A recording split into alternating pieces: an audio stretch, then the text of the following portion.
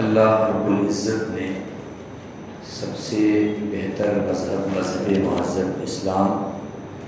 پسند فرمایا، خود اس کا ارشاد بھی ہے۔ بسم اللہ الرحمن الرحیم، ان الدین عند اللہ الاسلام۔ اللہ کے نزدیک سب سے پسندیدہ مذہب اسلام ہے، اور اس کے علاوہ جو بھی مذاہب ہیں وہ انسانوں کی اپنی عقل کی اختراع ہے۔ انسان نے اس کو اپنی طبیعت کے مطابق گڑھا ہے۔ صرف اور صرف مذہب حق مذہب اسلام ہی ہے۔ آپ تاریخ کا جائزہ لے لیں، پتہ چلے گا کہ سب سے پہلے انسان اس دنیا میں حضرت آدم علیہ السلام ہے۔ ظاہر سی بات ہے، حضرت آدم علیہ السلام نبی ہیں، اور نبی مسلمان تو ہوتا ہی ہے بلکہ تمام مسلمانوں میں سب سے افضل ہوتا ہے۔ اور جو مذہب حضرت آدم علیہ السلام لے کر آئے وہی مذہب اسلام ہے۔ پھر بعد کے زمانے میں کچھ ایسا ہوا کہ دھیرے دھیرے مذاہب بنتے گئے، یہاں تک کہ آج کے زمانے میں اگر کوئی شمار کرنا چاہے تو شاید شمار نہ کر پائے کہ دنیا میں کتنے مذاہب ہیں۔ جس میں مذہب کے اعتبار سے جس میں ہمارے ہندوستان میں پائے جانے والے مذاہب میں خاص طور سے ہندوازم ہے، کرسچینٹی ہے، جیوازم ہے، یہودیت، نصرانیت، کفر اور الحاد، یہ سب کے سب آج کے زمانے میں ایک مذہب کے طور پر جانے پہچانے جاتے ہیں۔ کب سے اللہ کو چھوڑ کر غیر اللہ کی بھی عبادت دنیا کے انسانوں نے شروع کر دی۔ اس میں قدر اختلاف ہے، لیکن ایک بات جو سمجھ میں آتی ہے وہ یہ ہے کہ حضرت نوح علیہ السلام کے زمانے میں کچھ نیک افراد تھے۔ جب ان کا انتقال ہو گیا تو پہلے لوگوں نے ان کا مجسمہ بنایا، ان کی صورت بنائی تاکہ ان کو یاد کرے وہ، اور ابتداءً وہ ان کو یاد کرتے رہے، اور ان کی قبر کے ارد گرد جو مجسمہ بنایا تھا، جو اسٹیچو بنایا تھا، اس کے ارد گرد گھومتے رہے، اور دھیرے پھر یہی چیز مجسمہ کو پوجنے کی طرف لے گیا، اور بعد میں آنے والوں لوگوں نے مزید اس میں عبادتوں کی طرح چیزیں داخل کر دی، اور انسان نے اللہ رب العزت کو چھوڑ کر انسانوں کو اور آج کے زمانے میں نہ جانے کیسی کیسی چیزوں کو پوجا جاتا ہے۔ مصر میں قیام کے دوران جامعۃ الازہر میں یہ بات اکثر وہاں کے پروفیسر، وہاں کے لوگ پوچھا کرتے تھے، ہم یہ سنتے ہیں، وہ کہا کرتے تھے، ہم لوگوں سے پوچھا کرتے تھے کہ ہم لوگ یہ سنتے ہیں کہ ہندوستان میں پانی کو پوجا جاتا ہے، آگ کو پوجا جاتا ہے، سورج کو پوجا جاتا ہے، چاند کو پوجا جاتا ہے، اور ایسی چیزوں کو پوجا جاتا ہے کہ ہم مسجد میں بیٹھ کر ان چیزوں کا نام بھی نہیں لے سکتے، وہ نام بھی ہم نہیں کہہ سکتے کہ یہ بھی پوجا جاتا ہے۔ اللہ رب العزت نے عقل عطا فرمائی، انسان اپنی عقل کا بھی اگر استعمال کرے تو اسے پتہ چلے گا کہ یہ پیشانی سب سے عظیم جز ہے انسان کے پورے وجود میں۔ یہ پیشانی کسی ایسے ویسے کے سامنے جھکنا ہی نہیں چاہیے۔ حیرت ہوتی ہے، میں چونکہ شہر الہ آباد سے تعلق رکھتا ہوں اور شہر الہ آباد کی خاصیت یہ ہے کہ وہاں گنگا اور جمنا دونوں آ کر ملتے ہیں، جس کو پوری دنیا میں سنگم کے نام سے جانا جاتا ہے۔ ایک وقت آتا ہے کہ شہر میں ہر طرف دنیا بھر سے آئے ہوئے غیر مسلم ہندو جمع ہوتے ہیں اور گنگا میں نہانے کو اپنے لیے باعث فخر، باعث نجات اور باعث ثواب سمجھتے ہیں اپنے عقیدے کے اعتبار سے۔ معاملہ صرف نہانے تک منحصر ہوتا تو کوئی بات نہیں تھی، لیکن معاملہ اس سے بھی بڑھ کر ہے۔ میں نے اپنی نگاہوں سے، اپنی انہی آنکھوں سے دیکھا، اللہ کی قسم، اللہ گواہ ہے، میں نے چند لوگوں کو دیکھا جو بالکل مادرزاد ننگے ہیں، بالکل مادرزاد، بدن پر کوئی کپڑا نہیں ہے، یہاں تک کہ 2 پیس بھی نہیں ہے، مرد ہیں بالکل ننگے ہیں، اور ہاتھ میں ایک ڈنڈا ہے اور چلے جا رہے ہیں۔ اور ایک جنب غفیر، یہ جو ہماری تعداد یہاں بیٹھی ہے شاید اس سے بھی بڑی تعداد ان کے آگے پیچھے لگی ہوئی ہے، اور کوئی ان کا ہاتھ چوم رہا ہے، کوئی پیر چوم رہا ہے، اور کوئی ایسی چیز چوم رہا ہے جس کو کہا بھی نہیں جا سکتا۔ ایک طرف حیرت میں ڈوب جانے والی بات کہ اے انسان تجھے کیا ہو گیا ہے، شرم و حیا کا دور دور تک کہیں نام و نشان نہیں ہے، اور جو سب سے بڑا بے شرم بنا ہوا ہے وہی اس قوم کا محترم بنا ہوا ہے۔ ایک طرف تو یہ ذہن میں آ رہا تھا، اور دوسری طرف اللہ کا شکر ادا کر رہے تھے کہ مولا تو نے بڑا کرم فرمایا کہ ہمیں مسلمان بنایا، اور اس طرح کی نحوست سے بھری ہوئی زندگی سے ہمیں محفوظ فرمایا۔ اپنے عقیدے کے اعتبار سے وہ بھی یہی سمجھتے ہوں گے کہ یہ کتنا اچھا عمل ہے، اور جب عقلوں پر پردے پڑ جاتے ہیں تو پھر اچھے اور برے کی تمیز بھی ختم ہو جاتی ہے۔ اور طرفہ اور تماشا یہ کہ میں نے اپنی نگاہوں سے دیکھا کہ اس بھیڑ میں چلنے والے لوگوں میں صرف مرد ہی نہیں ہیں، بلکہ نوجوان قسم کی بچیاں بھی ہیں،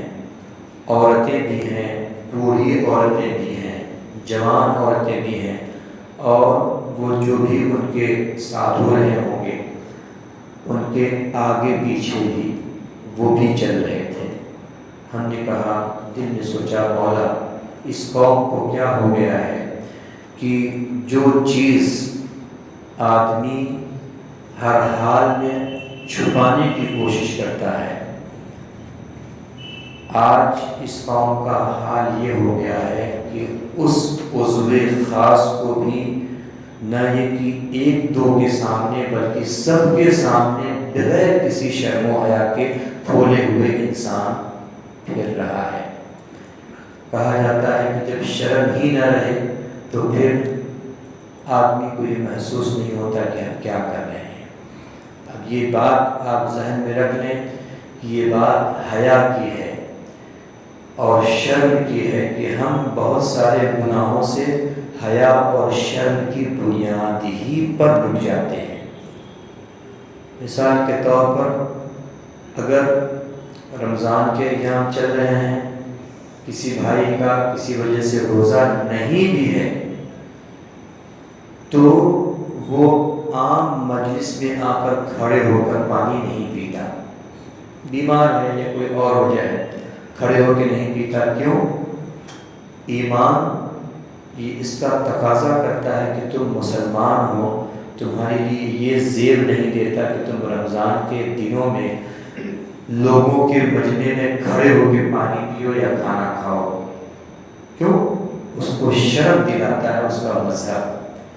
اور اگر کوئی بے شرم ہی ہو جائے تو پھر اس کو یہ بالکل بھی کوئی توجہ نہیں ہوتی ہے کہ کوئی مجھے کیا کہے گا، کھڑے ہو کے پیتا بھی ہے، کھاتا بھی ہے، رمضان کے دن آتے ہیں چلے بھی جاتے ہیں۔ تو یہ بڑے کرم کے فیصلے ہیں کہ اس نے ہمیں وہ مذہب دیا جو حیا والا مذہب ہے، وہ مذہب دیا جو شرم و حیا سے لبریز ہے، اور جو جتنا زیادہ حیا والا ہے وہ اتنا بڑھ کر مومن ہے۔ میرے آقا نے اپنی حدیث میں ارشاد فرمایا کہ اے لوگوں، حضرت عثمان کو رب تبارک و تعالیٰ نے بہت حیا والا بنایا ہے۔ حضرت عثمان کے حوالے سے فرمایا کہ رب تبارک و تعالیٰ نے ان کو حیا والا بنایا ہے، اور پھر آقا نے فرمایا مجھ کو بھی اللہ نے حیا کا وافر حصہ عطا فرمایا ہے۔ جب ظاہر ہے ہمارا پورا مذہب ہی حیا پر منحصر ہے اور حیا پر چلتا ہے، تو پھر یہ بے حیائی رمضان کے دنوں میں کھڑے ہو کے کھانا پینا کرتے رہنا یہ کسی مسلمان کا شیوا نہیں ہو سکتا۔ بہرحال یہ کرم بالائے کرم ہے کہ رب تبارک و تعالیٰ نے ہمیں مسلمان بنایا، اور اس پر مزید کرم ہے کہ ہم کو جناب محمد رسول اللہ صلی اللہ علیہ وسلم کی عظیم امت میں جگہ مرحمت فرمائی۔ سیدنا ابراہیم علیہ السلام کا طرز استدلال اور طریقہ تفہیم اسلام تک لوگوں کو بلانے کا جو انداز تھا، وہ انداز قرآن مقدس میں رب تبارک و تعالیٰ نے ان کے حوالے سے بیان فرمایا، اور ارشاد فرمایا کہ تم حضرت ابراہیم کی زندگی کو دیکھ لو، تمہارے لیے ان کی ذات میں نمونہ ہے، سیمپل ہے، عمل کا طریقہ ہے۔ حضرت ابراہیم علیہ السلام نے کچھ لوگوں کو دیکھا کہ وہ ستاروں کی،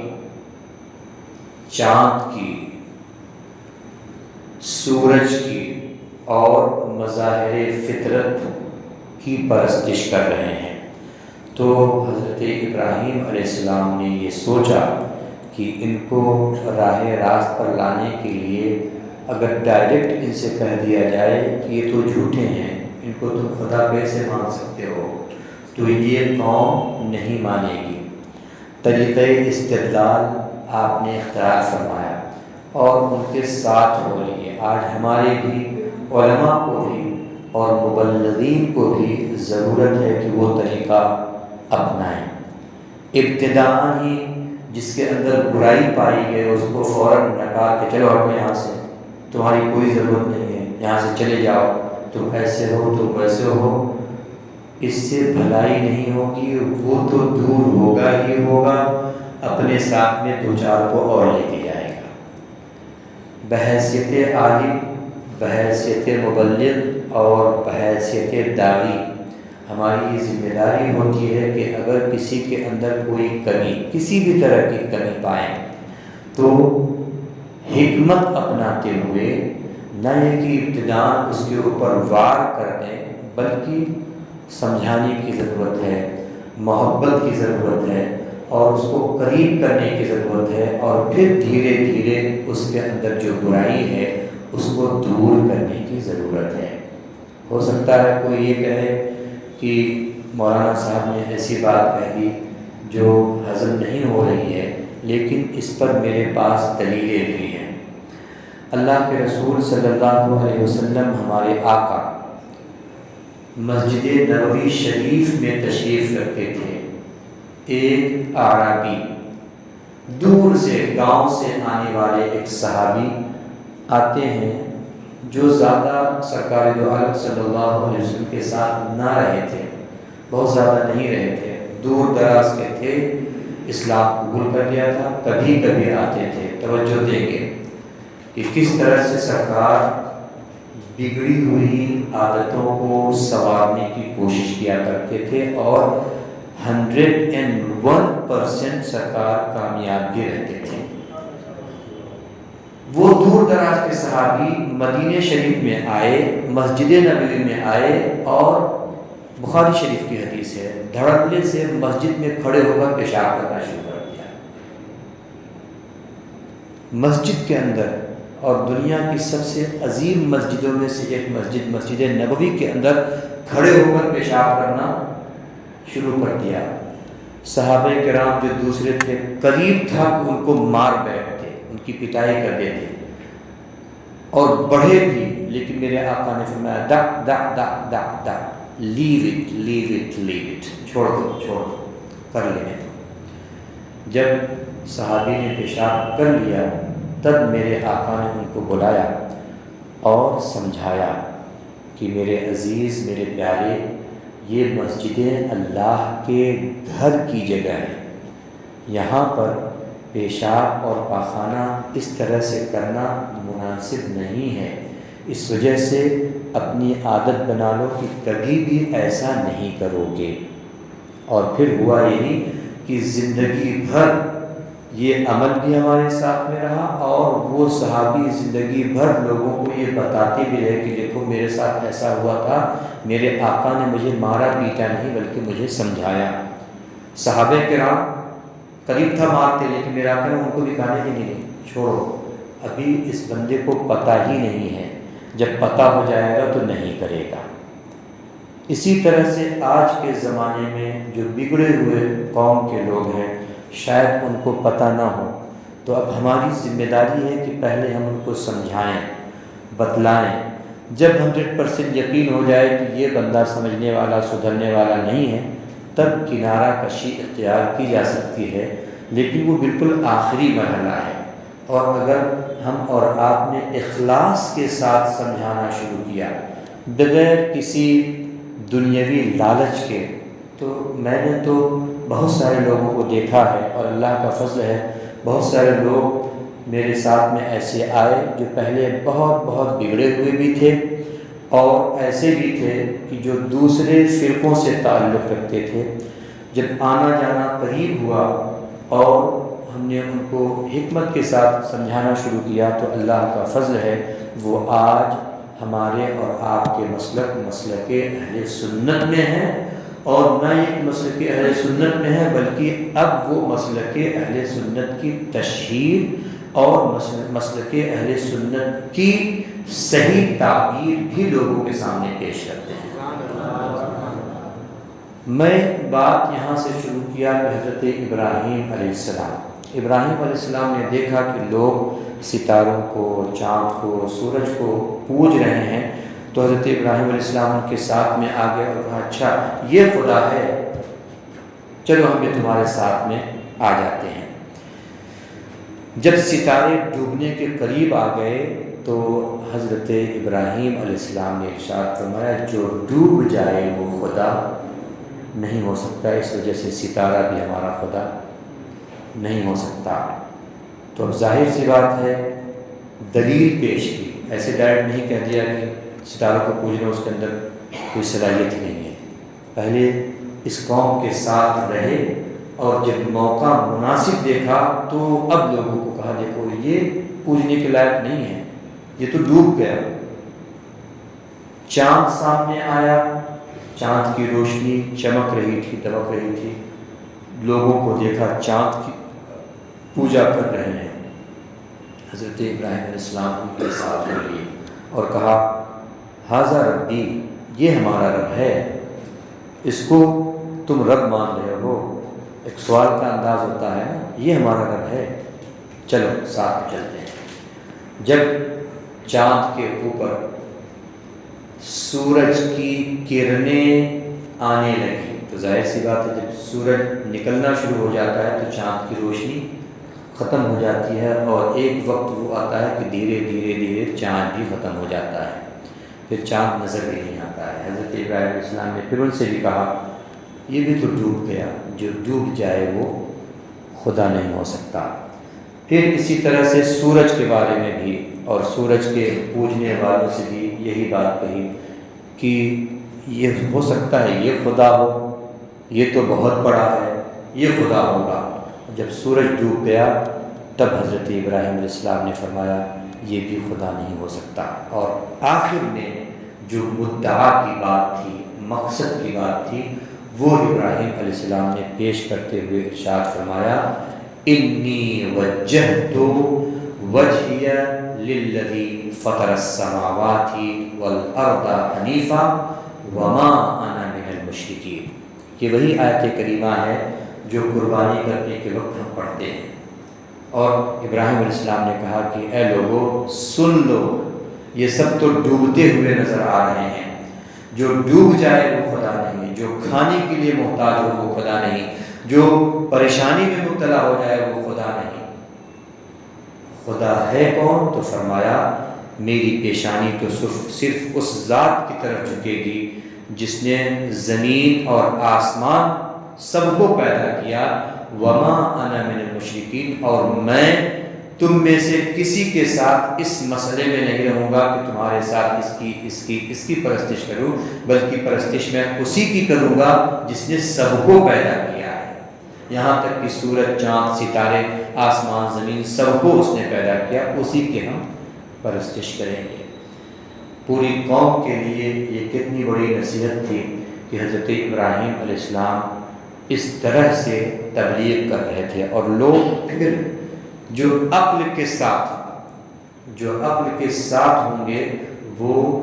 آپ کی اس بات پر ضرور لبیک کریں گے۔ اور جو ہٹ دھرمی پہ ہوں گے،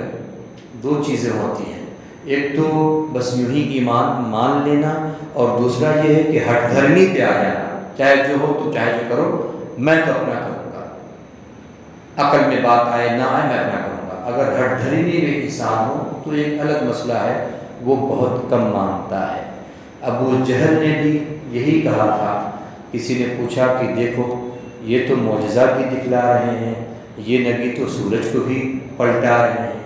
یہ نبی تو چاند کو بھی ٹکڑے کر دے رہے ہیں۔ تو ابو جہل نے کہا تھا کہ یہ بات میں مانتا ہوں کہ ان کے اندر سب سچائی ہے، لیکن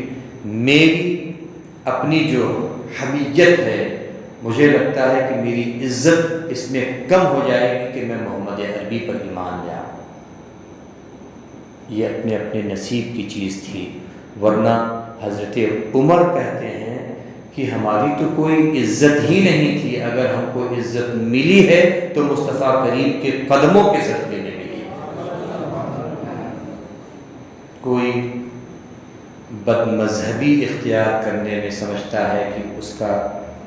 گراف اور اسٹیٹس بلند ہو رہا ہے، جبکہ ہمارا گراف شروع ہی ہوتا ہے کہ ہم نے اسلام اختیار کیا، اور ہمارا اسٹیٹس اور ہمارا وقار، ہماری عزت اور بڑھ جاتی ہے کہ جب ہم اسلام کے اور دوسرے اصولوں کو فالو کرتے ہیں، رسول اللہ صلی اللہ علیہ وسلم پر صحیح معنوں میں محبت کے ساتھ ایمان رکھتے ہیں۔ اس وجہ سے آج بھی ہم کو اور آپ کو، تمام امت مسلمہ کے تمام افراد کو چاہیے کہ اس طرح کے اگر حالات آ جائیں تو جہاں تک جتنا بن پڑے ہم کو اور آپ کو بھی سمجھانے کی کوشش کرنا چاہیے۔ جھگڑا کرنے کی ضرورت نہیں ہے، لیکن اتنا سمجھانے کی بھی گنجائش رکھنا چاہیے۔ ہو سکتا ہے اللہ رب العزت آپ کے اور ہم کے، ہمارے سمجھانے کی بنیاد پر کسی کو مذہب حق عطا فرما دے۔ اللہ رب العزت کا یہ کرم ہے کہ اس نے ہم کو یہ مذہب عطا فرمایا، یقیناً یہ بڑے نصیب کی چیز ہے۔ اور لوگوں کے سامنے دلائل قرآن پیش کرنے کی ضرورت ہے کہ جب تمہارا ایک گھر ہو اور اس گھر کا کوئی دیکھ دیکھ کرنے والا نہ ہو، کوئی گارجین نہ ہو، کوئی ذمہ دار نہ ہو، تو گھر بکھر جاتا ہے۔ گھر کو چھوڑ دیا جائے تو جالے لگ جاتے ہیں اور طرح طرح کی نحوست گھر میں ہو جاتی ہے۔ جب ایک گھر کا یہ عالم ہے تو پورے عالم کو چلانے والا کوئی بہت بڑا تدبیر والا ہوگا۔ اس کو دنیا چاہے جن لفظوں میں تعبیر کرے، ہم مسلمان اس مدبر حقیقی کو اللہ کا نام دیتے ہیں۔ رب تبارک و تعالیٰ نے ارشاد فرمایا میری قدرتوں میں غور کرو، ان اللہ فالق الاصباح فالق الحب والنوا۔ اے لوگو وہی وہ رب ہے کہ جب تم کسی بھی دانے کو، اناج کے دانے کو زمین میں ڈالتے ہو تو ہونا تو چاہیے کہ وہ ختم ہو جائے، لیکن وہ کریم رب ہے کہ اس دانے کو ایک درخت کی صورت دے دیتا ہے، اور وہ دانہ جو ایک تھا رب کرم فرماتا ہے اس دانے سے بالی نکلتی ہے، اور بالیوں میں ایک نہیں 100 دانے لگے ہوئے ہوتے ہیں۔ بتاؤ پوری دنیا کے لوگ مل کر بھی کیا ایک دانے سے دوسرا دانہ پیدا کر سکتے ہیں؟ پوری دنیا کے لوگ بھی مل جائیں، اگر اللہ کی مشیت نہ ہو تو کچھ بھی نہیں کر سکتے۔ یہ کرم ہی تو ہے کہ اس نے ہمارے کھانے کے لیے، پینے کے لیے، سونے بیٹھنے جاگنے کے لیے ایسا انتظام فرما دیا کہ اگر ہم اس کی سنتوں کو دیکھتے جائیں، اس کے طریقے کو دیکھتے جائیں تو یقیناً ہمارا ایمان بڑھتا جائے گا، ایمان کو جلا ملتی جائے گی۔ ارشاد ہوا، دیکھ لو کیا تمہارے رب نے اس رات کو، یہ جو رات ہے، سکون کا ذریعہ نہیں بنایا؟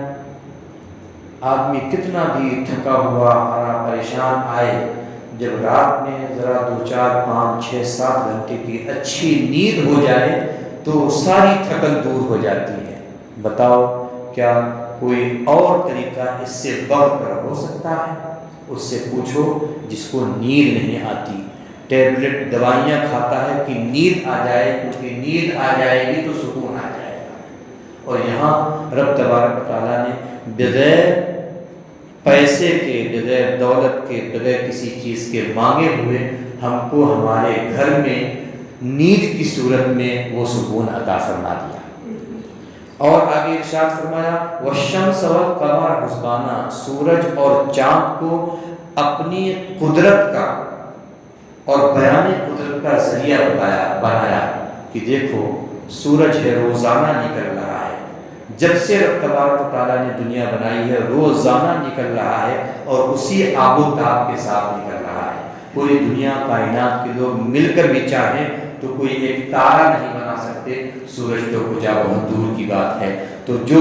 سب کا خالق ہے، سب کا مالک ہے، سب کا رب ہے، اس کی طرف جھکنا چاہیے اور اسی کی طرف لو لگانا چاہیے۔ اور الحمدللہ اللہ کا کرم ہے کہ ایک مسلمان ہونے کی حیثیت سے ہمارا ایمان اس پر ہے کہ ہم کسی اوم کہنے کو، یہ جو ایک شوشہ چھوڑا تھا کہ اوم اور اللہ ایک ہی ہے، ہم ایسے لوگ نہیں ہیں۔ اوم جن کا خدا ہوگا ہو، لیکن ہمارا خدا کوئی اوم نہیں ہے، ہمارا خدا تو وہ ہے جس کے بارے میں حضرت ابراہیم نے کہا تھا کہ وہی جلاتا ہے، وہی مارتا ہے، وہی کھلاتا ہے، وہی پلاتا ہے، وہ ہمیشہ سے ہے، ہمیشہ رہے گا، اس کے علاوہ کوئی ذات ایک دن ایسا آئے گا باقی نہیں رہے گی، صرف اسی کی ذات باقی رہے گی۔ یہ بے علم لوگوں کا طریقہ ہے کہ اس طرح کی بہتی بہتی باتیں کریں، اور علم والے تو جانتے ہیں کہ اللہ کون ہے اور اس کا مرتبہ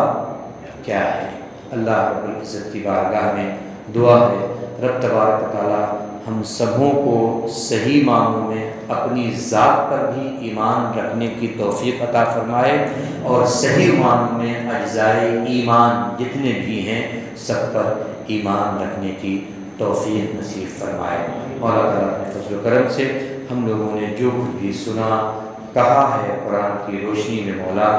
ہم سب کو عمل کی توفیق نصیب فرما، کوئی لفظ خامی خطا ہوئی ہو تو اسے معاف فرما،